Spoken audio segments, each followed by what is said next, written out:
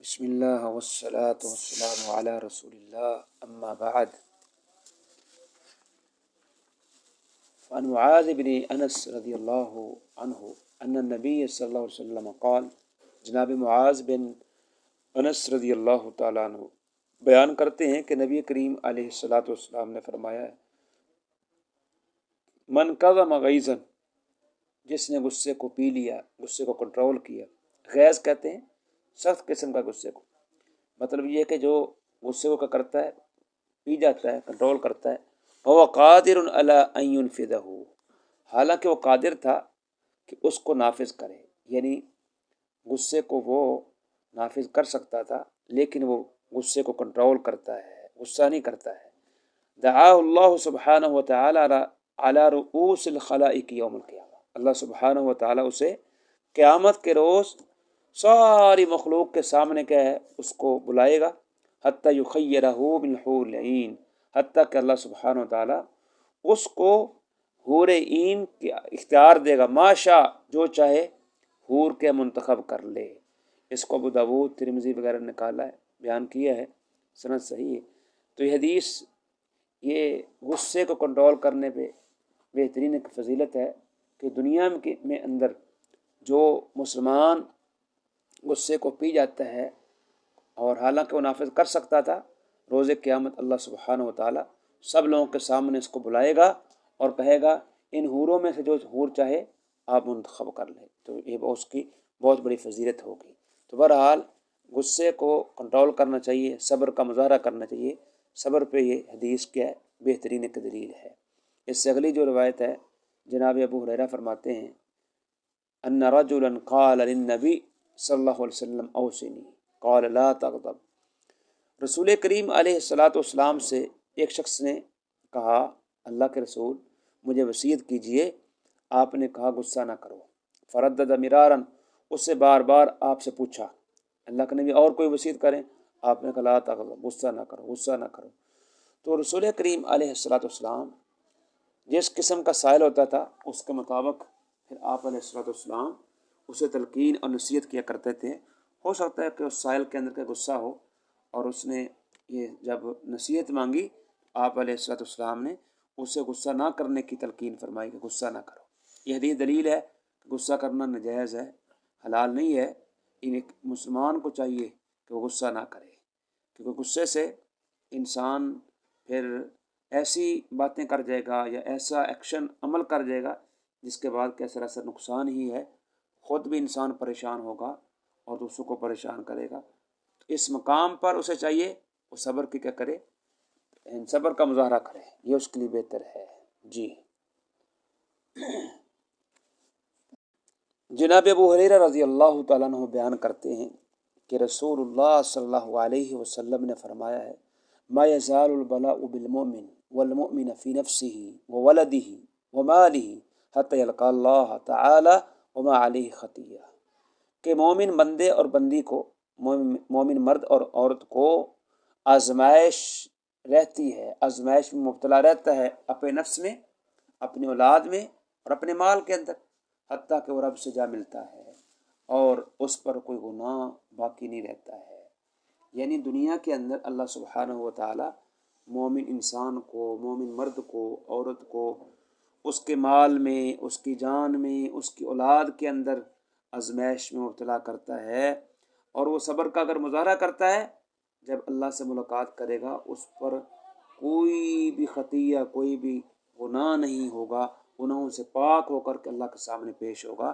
یہ روایت بھی ایک مسلمان کو صبر کی تلقین کی فضیلت واضح کرتی ہے کہ صبر کی بڑی فضیلت ہے، بڑی اللہ کے قدر و منزلت ہے کہ جو بندہ دنیا کے اندر اگر کوئی آزمائش آ بھی جاتی ہے تو اسے بے صبری نہیں کرنی چاہیے بلکہ صبر کا مظاہرہ کرے۔ اس کے اپنے نفس میں بیمار ہو گیا ہے، اسی طرح اس کی اولاد میں کوئی بیمار ہے، مال میں کمی ہو گئی ہے، کوئی فوت ہو گیا ہے، تو صبر کی اسے چاہیے کہ صبر کی تلقین، صبر کا مظاہرہ کرے۔ تو یہ صبر کرنا اس کے لیے بہتر ہے، وہ بندہ گناہوں سے پاک ہو کر کے اللہ کے سامنے کیا ہوگا، پیش ہوگا۔ عبداللہ بن عباس بیان کرتے ہیں، قادم عیینۃ بن حصن فنادى على ابن اخیہ الحر بن قیس عیینہ بن حسن فزاری جو ہے مدینہ منورہ آئے اور اپنے بھتیجے حر بن قیس کے پاس انہوں نے پڑاؤ ڈالا، ان کے مہمان بنے آ کر کے۔ وکان من نفر الذین یدنیہم عمر، اور حر بن قیس کا تعلق اس جماعت کے ساتھ تھا جنہیں عمر بن خطاب اپنے قریب رکھا کرتے تھے۔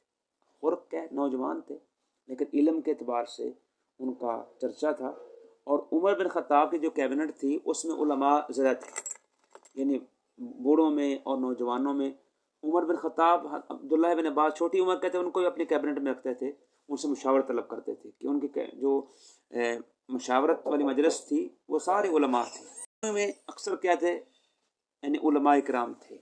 تو کہتے ہیں وکان قراء و اصحاب مجلس عمر بن خطاب کے جو اصحاب تھے، یعنی جو اس کی مشاورت والے لوگ تھے، وہ اکثر کیا تھے، علماء تھے۔ یا قاری کی جمع قراء، یہاں قراء سے مراد کیا ہے، جو قرآن کا قاری بھی ہو اور عالم بھی ہو۔ اس دور میں قراء کا لفظ جو ہے عالم پر بولا جاتا تھا، یعنی جو قرآن کو بھی سمجھتا ہو اور قرآن کے مفاہیم کو بھی جانتا ہو۔ وہ مشاورتی ہی، اور آپ کے جو ساتھیوں میں، آپ کے مجلس کے جو ساتھی تھے قراء تھے، اور آپ کے مشاورت والے کیا تھے، کہولا، سمجھدار تھے۔ کہول کس کو کہتے ہیں؟ ویسے تو بوڑھے کو کہتے ہیں، جو 30 سال سے لے کر کے 50 سال کا اس کو کہول کہہ دیتے ہیں، لیکن یہاں سے مراد کیا ہے، کہول سے مراد دنا، یا کانو کہولن کانو او شبانہ، چاہے وہ بڑی عمر کے تھے یا نوجوان تھے۔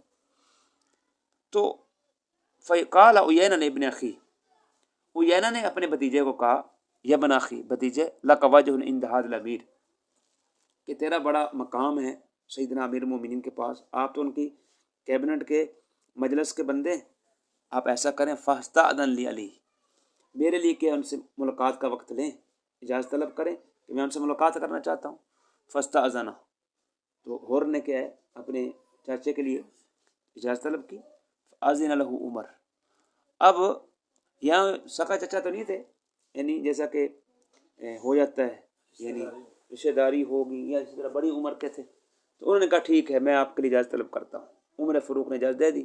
ولما دخل، جب وہ عیینہ بن حسن آئے تو انہوں نے غصے سے کہا، ہی یا ابن عمر یا ابن خطاب، ہی کا جف لفظ ہے، یہ کلمہ ہی یعنی ہی ابن خطاب، یہ کلمہ تحدید ہے، یعنی دھمکی کا جو کلمات، نہ ہی یہ ابن خطاب، اے ابن خطاب، یعنی جس طرح کہ وہ عربی تھے، اس قسم کا ان کا لہجہ تھا۔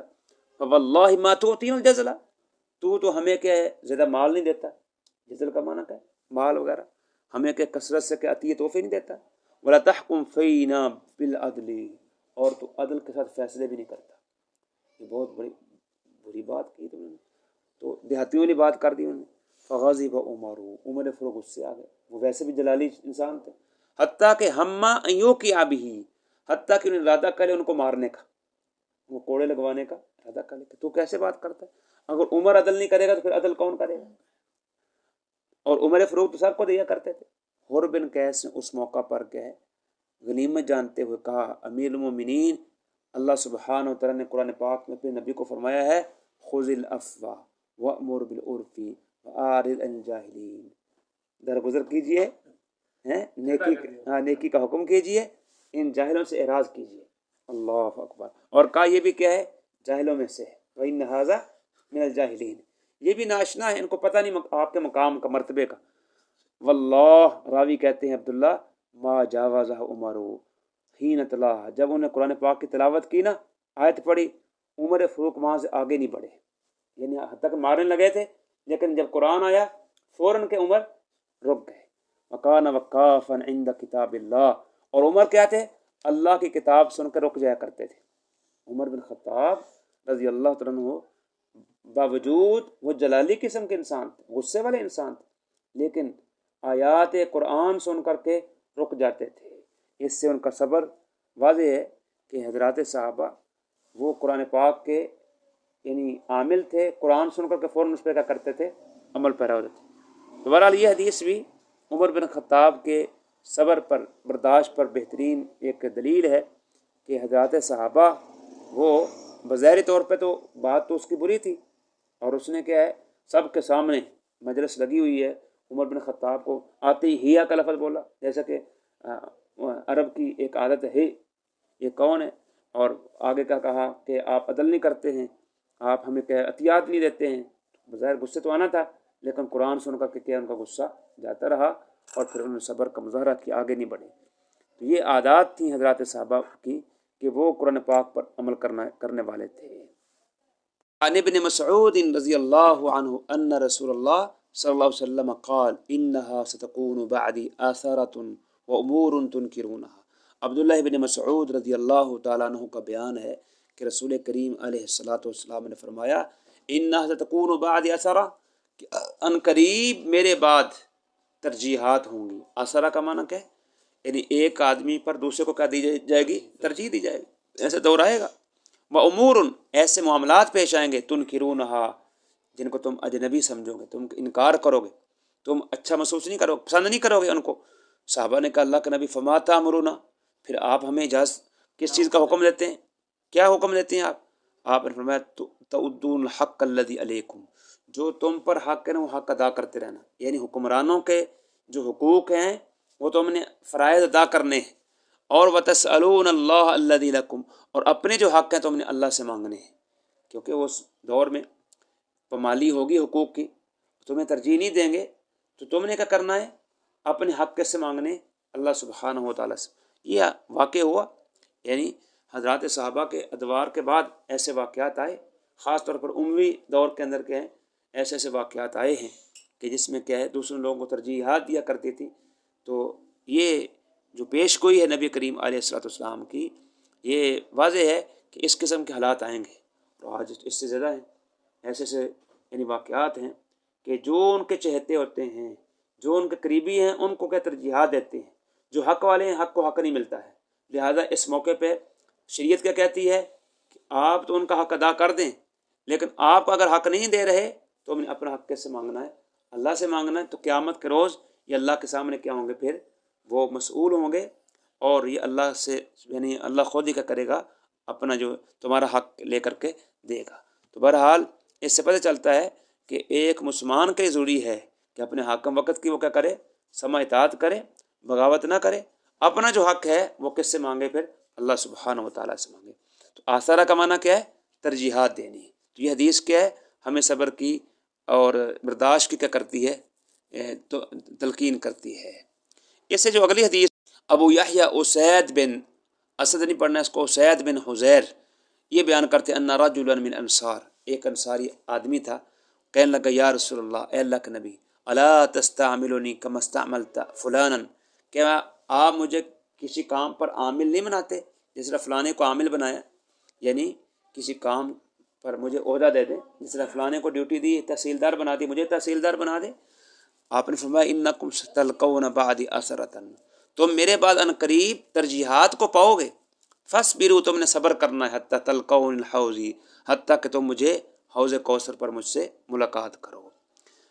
تو یہ حدیث بھی دلیل ہے کہ ایک تو عہدہ مانگ کر کے نہیں لیا جاتا، نبی کریم علیہ الصلوۃ والسلام جو عہدہ مانگتے تھے اس کو نہیں دیا کرتے تھے، آپ میرٹ کے مطابق دیا کرتے تھے، جو اس کا مستحق ہوا کرتا تھا اس کو ہی آپ عہدہ دیا کرتے تھے۔ تحصیلدار بنانا، گورنر بنانا، حاکم بنانا، اللہ کے نبی علیہ الصلوۃ والسلام عہدہ مانگنے والے کو نہیں دیا کرتے تھے۔